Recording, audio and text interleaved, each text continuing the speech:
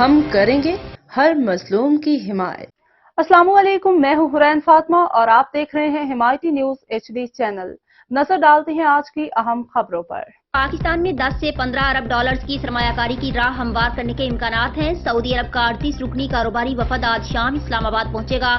سعودی عرب سے سرمایہ کاروں اور عہدیداروں پر مبنی 38 رکنی وفد نائب وزیر سرمایہ کاری کی قیادت میں آج شام پاکستان پہنچے گا۔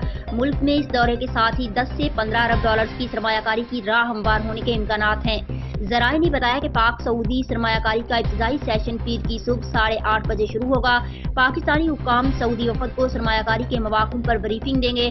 سعودی وفد کے سربراہ نائب وزیر سرمایہ کاری ابتدائی سیشن جبکہ پاکستان کے وزیر تجارت سیشن میں اختتامی خطاب کریں گے۔